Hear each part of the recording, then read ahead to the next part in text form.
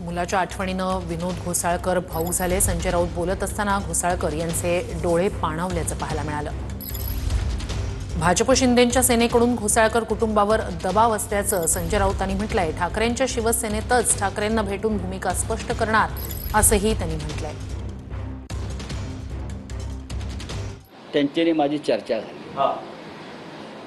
विनोद घोसाळकर हे शिवसेनेच्या स्थापनेपासून शिवसैनिक आणि आता उपनेते आहेत।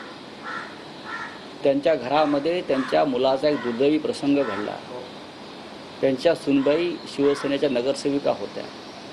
खरं म्हणजे मला लाज वाटते भारतीय जनता पक्ष आणि शिंदे गटाची।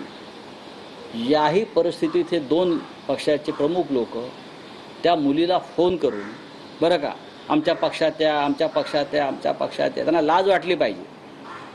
एका घरामध्ये तुम्ही जिने आपला पती गमावला आहे, ज्याने आपला मुलगा गमावला आहे, त्या घरामध्ये तुम्ही अशी कृत्य करताय, लाजा वाटलं पाहिजे। हे निर्दय लोक आहेत, निर्घृण लोक आहेत। ते TV9 मराठीशी बोलणार आहेत विनोद घोसाळकर।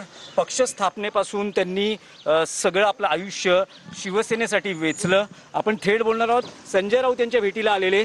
त्यांच्या कुटुंबात एक प्रसंग घडतो आहे, थेट आपण बोलणार आहोत।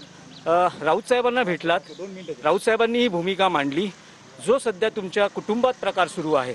जेव्हा राऊत साहेब भूमिका मांडत होते तुमचे डोळे पाणावलेले मला दिसले। नेमकं काय सुरू आहे तुमच्या कुटुंबात? तेजस्वी घोसाळकर अभिषेकचं नाव घेतलं म्हणून माझे डोळे पाणावले, बाकी काय नाही। मी आत्ता उद्धवजींना भेटतो, नंतर मी माझी भूमिका जाहीर करेन।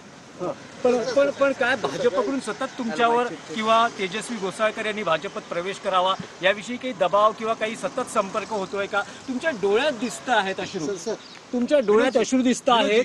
विनोदजी